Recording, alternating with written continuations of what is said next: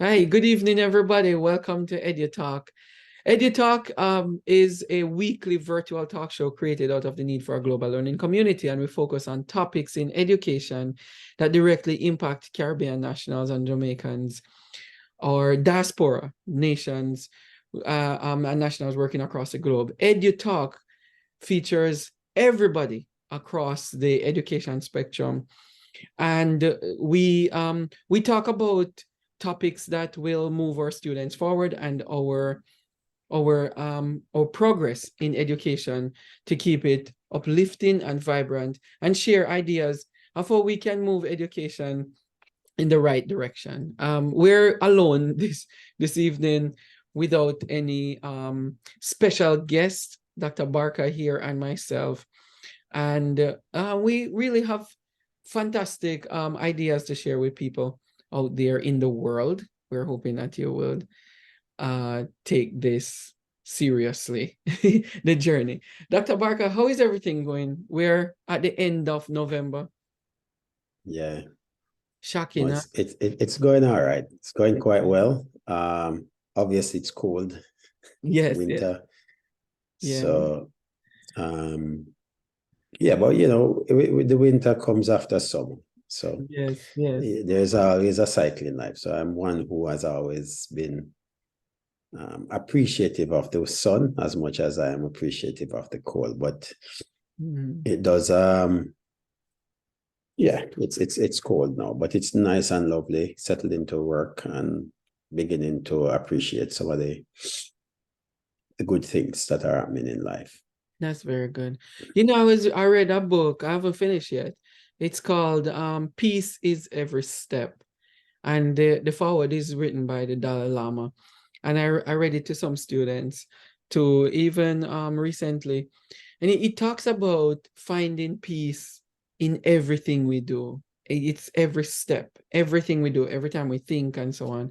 And I think if if we have apps that we can find to give us a moment to think about the joy and the happiness that we can find in every step of our being and our existence and experience, that will be very, very good. So it kind of reminded me of that when you said that, you're settling in and you're finding, the rhythm of doing things throughout the year, because you set the tone. By now, as teachers and administrators, supposed to set the tone for the rest of the year.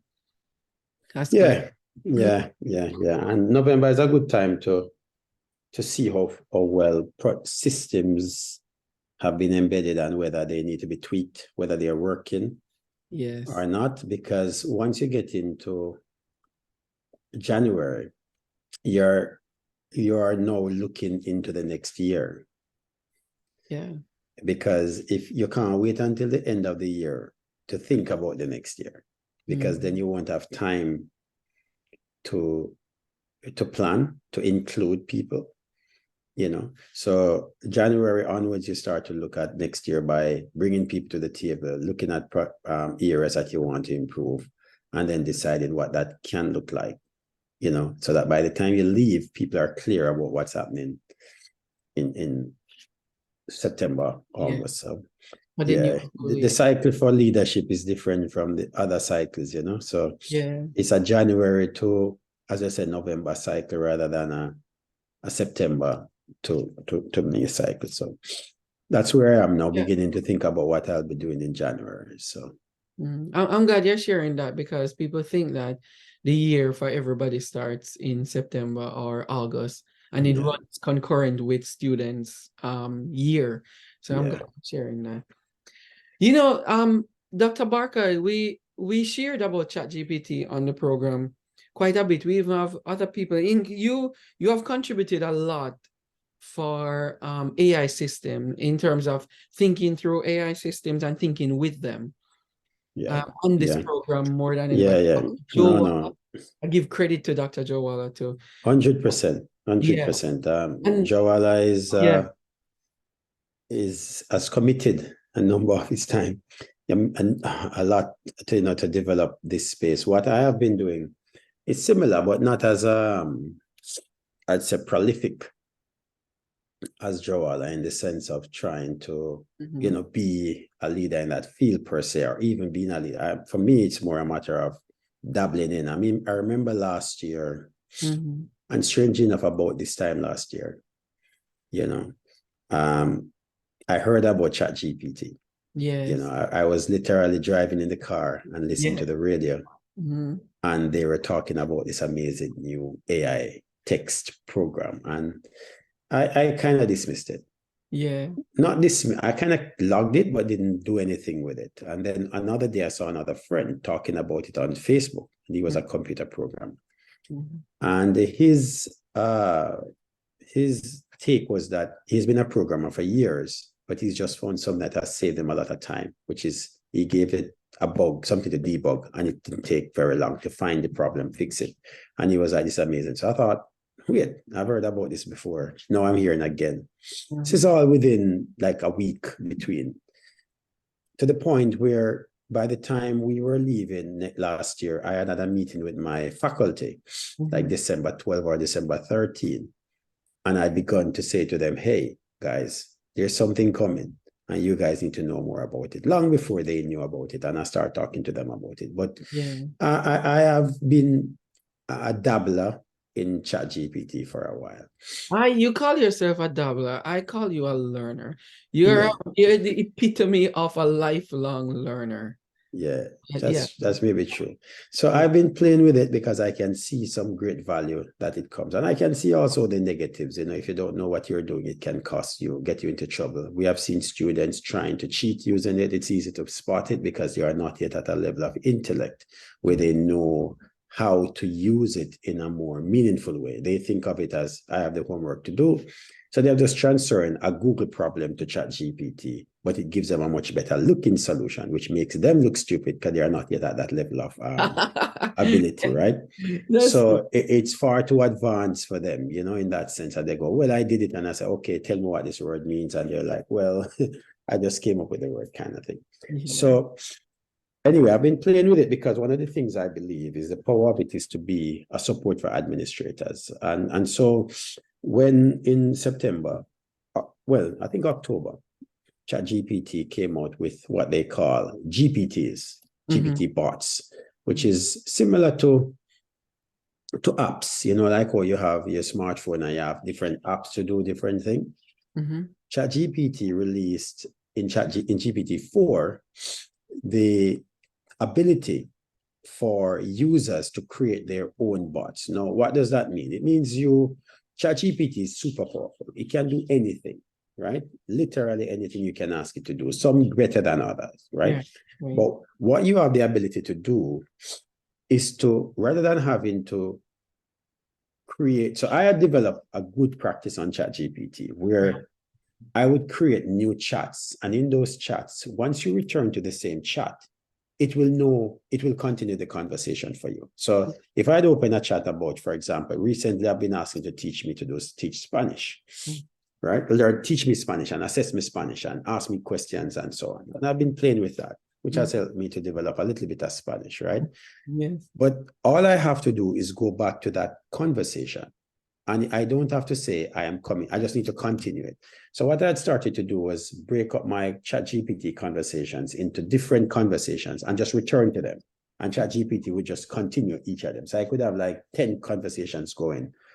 What a lot of people do is just have one ChatGPT and they're talking in that same conversation. So it can't keep track.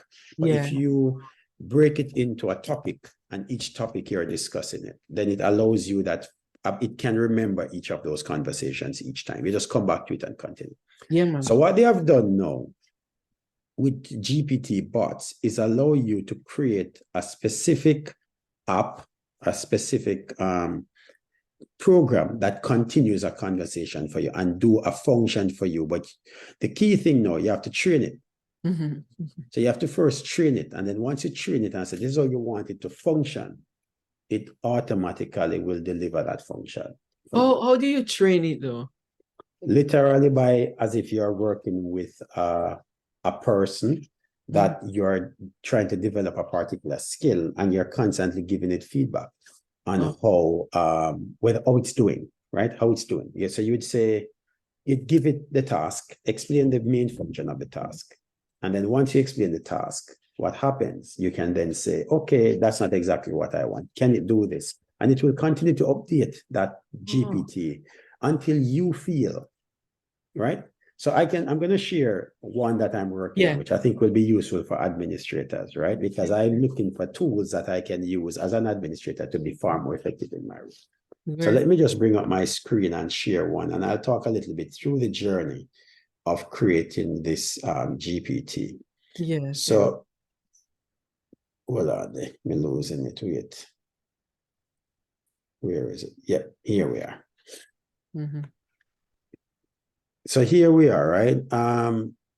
This one I've called Classmate, right? Which is a class M8. So it is that's something you lose in your class. Now, to get to here, I had to go through a whole process with it, right? And I'll tell a little bit how we got there. So first thing, I tell GPT what I wanted. I said to them, I wanted to create an assistant who will help me as I walk into an observation, to collect key observation information from a classroom and then collate that information. So initially, it's not a straightforward process, right? It doesn't understand exactly what you want, but it can start the process for you. The first thing it said to me, what do you want to call it? So that's when I said, okay, here's a name I have in mind. I give it the name. The next thing it does, it says, okay, I'm going to generate a picture for you for the app. What? And it generates a picture and asks you if you like it, right? Yeah. Yeah, so okay, good, like it. I didn't make a big deal. There's an owl looking like a teacher, classmate.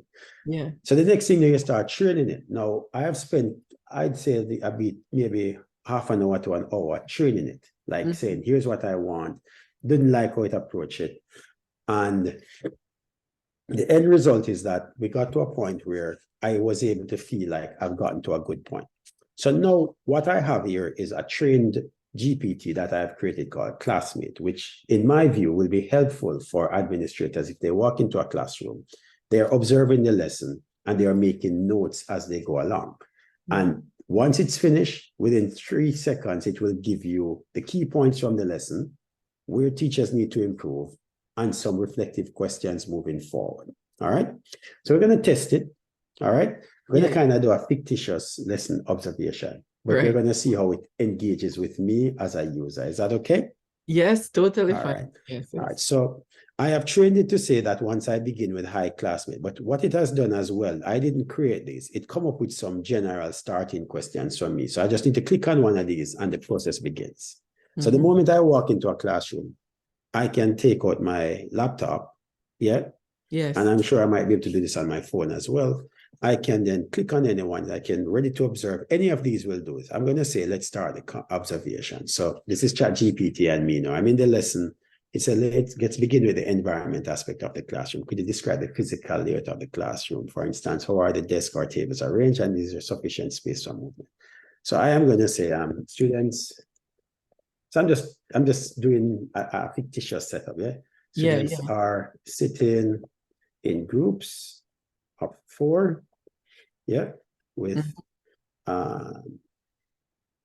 and there are 5 groups. The groups, I'm just writing what I'm seeing. The groups are mixed with boys and girls. I'm just saying.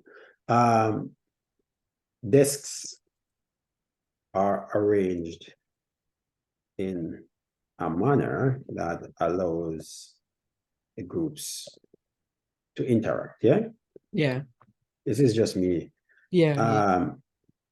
Students can move around, can move freely from in the classroom. Because this is what I'm seeing. Is there anything that we could add to this? Could you describe the physical layout of the room? What about you can talk about, is it about the anything that I'm seeing in a classroom? So it's a fictitious environment. So let's just kind of. What about like shelves, like bookshelves, or where the teacher's desk is compared to? You can is the environment we're talking about. The teacher's desk is in is at the front, yeah? And shelves have books that are related to the subject, yeah? Okay, yeah. Some students' bags, yeah. I'm gonna say some students' bags are strewn around the floor, okay? Yeah. And what about the colors, or if they have charts up and so on, like chart?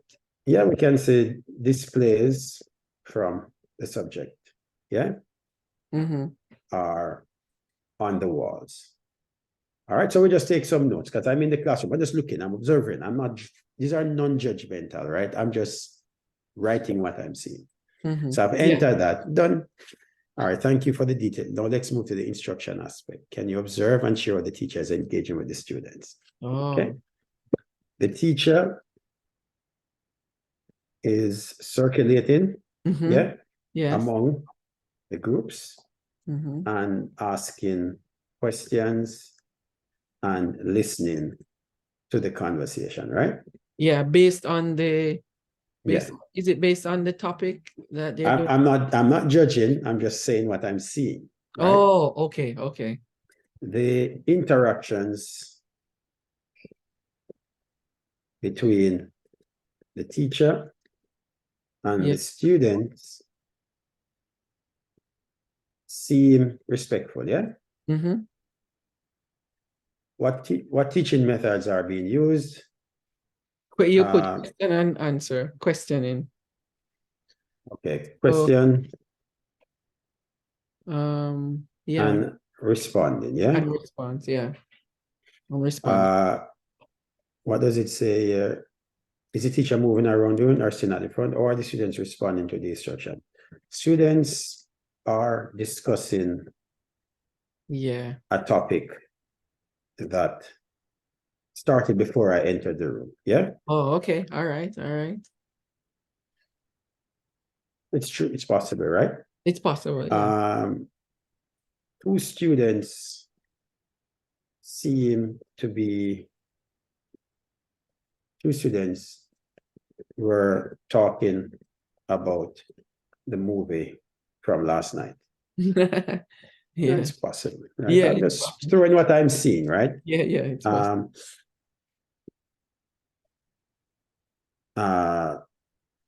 Do you want to say that one student arrived after the class started? The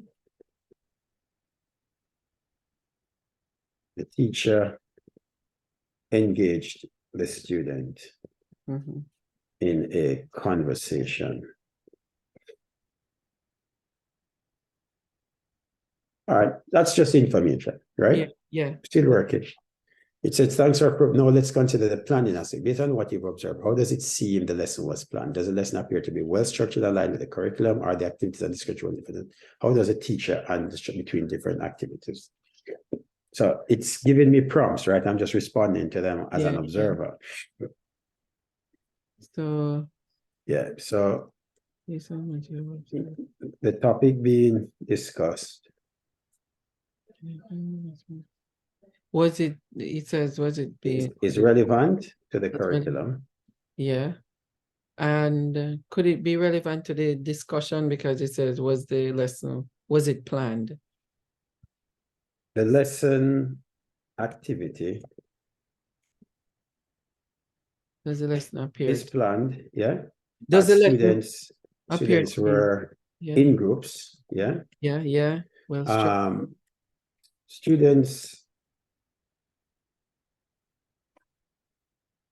after the group activity, students return to their seats. No, it also asks if are the activities with little loss of time, right?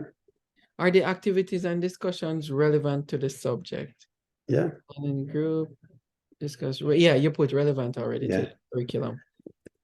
The lesson objectives were not immediately immediately obvious to me. Yeah. Okay, okay. What about how does the teacher handle transitions between I've different mentioned activities? the teacher used time Timing or a timer?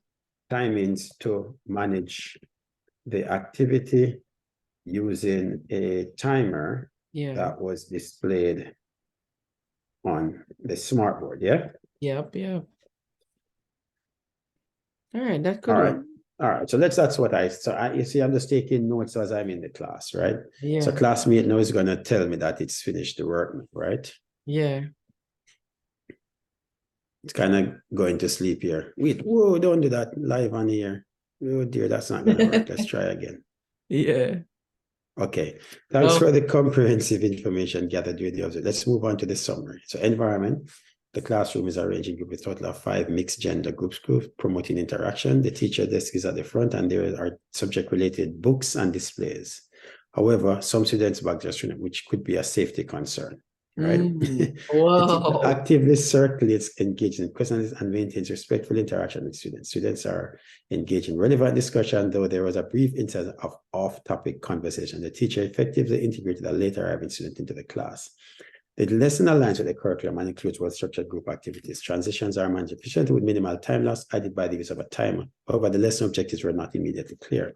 Yeah. So now we have some questions for the teacher. How might the lesson objectives be made transparent to the students at the beginning of the class? In what ways could the classroom layout be improved to ensure a safe and uncluttered environment? Could there be strategies to uncover the better manage off-topic conversation while maintaining areas for improvement?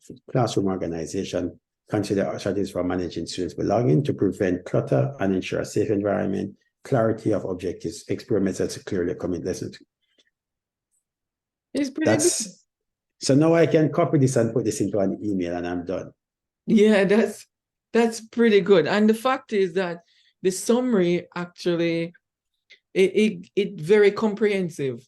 Yep. Where you put pointers in sentences, it's comprehensive. That's classmate for you. So this is your classmate as an administrator when you go into a classroom. Yeah.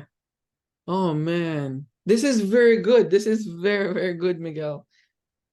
It's really so you said you trained this to do this Yeah, observation, and you say you spend about 30 to 1 you hour. can train it. I mean, you can train it. I mean, Yeah. Is it per day? Is it per day you spend the 30 no, minutes?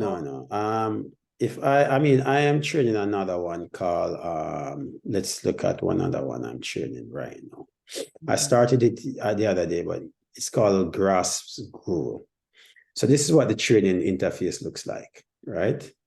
So you have here, you give it advice, and then here you can test it. So at the moment, let me see because it does it's a conversational step-by-step for educators adept at creating authentic assessment with the GRASS method for various subjects and levels. Upon greeting with hi guru, because I tell it that this is how I want to grow it initiates a conversation by inquiring about the subject, the age of the learners, and the specific topics being covered. The sequential approach ensures the guidance provided precisely tailored. It's a mental-like tone, blah, blah, blah. All right, so I'm going to test it because I really don't know where it is now because I might have to configure it. So I'm going to click, I need help with an assessment, right? Yeah. So I haven't made this public yet. This is just me. Could you please tell me the subject you're focusing on? So we are math teachers, right? Right. Yeah. And for age 14, yeah? Yeah. And what topic? What topic are we doing? Okay. We could do geometry in terms of where are we gonna do angles? angles. Yeah, exactly. Right Okay. in my head. All right, angles. Yeah.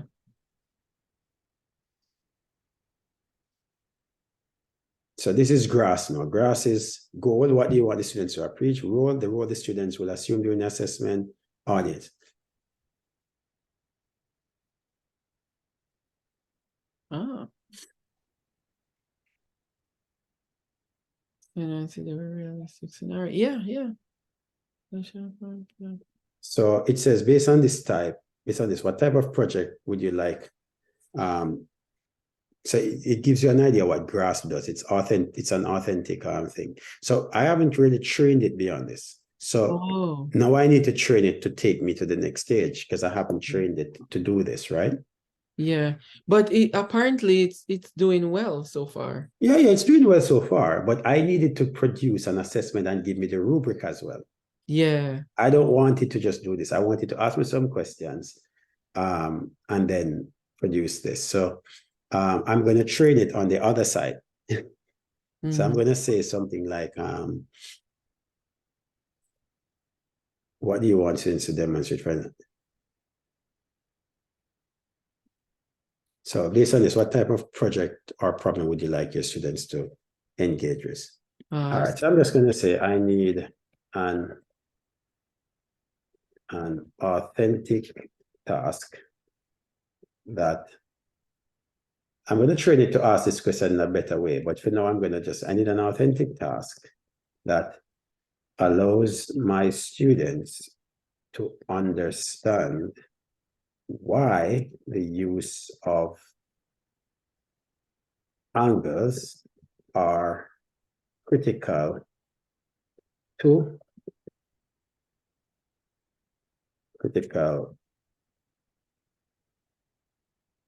solving real world problems in engineering. Yeah. Let's see what it does. Yeah.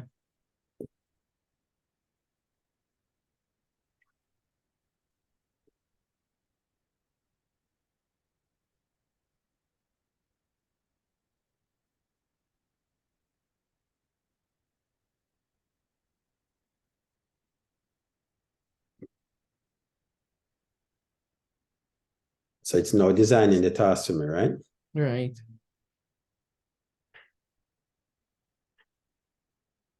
So the idea is that I haven't trained it yet because it's still very generic, right? Yeah, it's very generic for real. Yeah, but it's something. It's coming. I mean, yeah. But I'd like it to provide the problem based on this scenario. Yeah. I'm not training it now, and I'm just asking the question. If I'm training, I'm over here. Yeah, yeah. Oh, okay. Based on this scenario, just ask it. But if I want to train it, I'll train it on the other side. Right, right. And provide a rubric to help with the assessment of learning.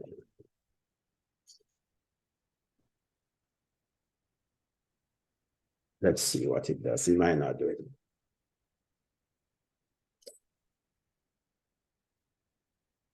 No. How are we doing now? Explain. Okay, all right.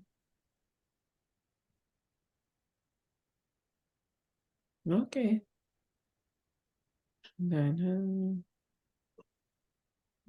Not bad. It's excellent. Now, what I'm doing here, I can ChatGPT can do this anyway. What I need to do is train it. So when I ask a question, it jumps straight to this all the time. Yeah. Rather than going through me asking questions up here, it would just know that once I put in the information, the end goal is to do this. Yeah. So no, this is the actual problem, right? The local community needs to build a new pedestrian over a small bridge and the bridge was it. And civil engineering. This is very good. Yeah, and then you have a clear task. Yeah, that's very good. I don't know. I think I've lost it now anyway. Yeah. Yeah, it's gone. Because the thing is, I realize that it doesn't save. But yeah. Yeah, that's very good. It's very good. It's very good, Barker. My God. I'm definitely getting the ChatGPT 4. I'm definitely getting that one. Yeah, classmate is the I'm gonna so I've shared classmate exclusive preview. If you have GPT-4, you can certainly use it. Yeah. I'm continuing to train it. So can I put the link in YouTube at the bottom? You can, but yeah, of course, it's public. It's public. And it doesn't save. So just to understand, it doesn't save information. Okay. So even now that I've left it, I can't go back to that scenario that I was in. So Right. once you put the information in, you have to then copy that out, right? Copy out the final. So ideally, what should happen is that you may will go into a class and you might very well just make notes, or you come out fresh in your mind and then Yeah. you just start typing. It's going to ask Yeah. the questions and you'll remember what you saw, right? Very easy to Yeah, remember what you and saw. the good thing about it is that based on the rubric, you know exactly what you're looking for. For example, Yeah, environment, environment, instruction, and assessment, planning. and instruction. And Yeah. then once you put those in, that's Mhm. pretty much what you're looking for in an observation, really. And Yeah. then once that's done, it just generates a comment that you can send to teachers and say, this is what I saw, and here's some stuff that you could look at. And Yeah. I mean, you can change the questions if you want to. But ultimately, the purpose of an observation is to give feedback and as fast as possible. And one of the things that admins struggle with is finding the time. So the observation is the key step, That's really the key step, finding the time to go into a lesson, sit down and see what's going on. Yeah. And most time that's done. The last part is the part that never gets done well. Coming back, writing that up and sending that to a teacher, right? True. But that is maybe, so the administrator has done the hard part of the work, which is finding the time to get into a class. But now they come back and they have an administrative task. And that is a challenge, finding the time to do that administrative task. Yes. Now, as you can see, you could very well go into a classroom and use this, spend 20 minutes, collect the data, copy it, put it into an email and walk out. Done. Next class. You could observe, and you could observe 3 classes in an hour and still give feedback in all 3. Yes. Because I mean, once it comes to you can still read it and go, well, I have my own question. Or I don't want to send these 2 questions, or I don't like the way this question is written. Yeah. But at least that's where you're focusing. Rather than having to know you have a whole job now to create a feedback to teachers. So there's certainly a great value in having tools like these. And I'm looking at finding more tools that I can use, my little assistants, There are certain things it can't do for you, but there are many things it can. So what you reflect on is really important for people in schools and other places too, where you use it as an assistant and not for it to generate and take over the entire work. No, it's an assistant. Yeah, it's to assist with your administrative work. That's And as very, I say, it doesn't take your data or anything. yeah. So it's not saving information, even though you should be very cautious when you're using these things. But it still doesn't. So me walking into a classroom and just saying, I don't have to say what the teacher name is. I can add those later, right? I just put information in. So it's agnostic to that information. The benefit of it is that, as I said, it quickly crunches. And we just made up a scenario just now. When you go into a real classroom, there's a lot more that you can do. You can put even conversations that are happening, like little words that the teachers say, and just type. Because the key to an observation, is to observe. Yes. The problem is sometimes you go in an observation, if you're not a good observer, you end up forming judgments and you end up saying students are engaged or not. But you don't need to say that students are engaged. You can literally say that students are responding to what the teacher is saying. Students are talking with each other. Students are doing their work. Because engagement is a judgment. But saying that students are writing in their books isn't. Or saying that the teacher is talking to the students isn't. Saying that the students are off task is judgment. Saying that the students are talking about the movie isn't. That's really important. Yeah, that's very, very important. These are small things about observing, which when you go into a classroom and a teacher come out and say the students weren't engaged, that's where you have the debates all the time. The teacher is like, what do you mean they're not engaged? And you're like, they weren't. And then you end up having a debate about the word engage. But if you say 2 students were talking to each other about the movie, or when you gave the task to start, 2 students did not start right away, it's a different conversation. True. Because now you're writing on facts. The teacher can know that that's a fact, And so and they can come back and say, well, Mr. So-and-so or Mrs. So-and-so came in my class and observed me, and this is what, and they formulate these tension towards the observer. So Yeah, So these tools will help to separate that kind of, and if you develop if you focus now on observing rather than yeah, trying to form a judgment and allow this assistant to take your observation to create a summarized version of it, then you're saving yourself the problem of being judgmental, yeah. you know? That's very cool, coupled with the administrative part of it. Because as you know already, saving a lot of time that you can spend on something else. Yeah. Yeah, and trying to find words, how to put the sentences, what to say so that it will not cause any tension between you. Exactly. So you train the GPT to remove that, because ultimately it's a communication that you're doing. You're saying to the teacher, I have taken the time to come to your class. Here are some things that I've observed. And here are some pointers, from what I've observed. And, you just have to be asking. So one of the things I might train it to do is do less, what you call it, suggestive questioning, and actually more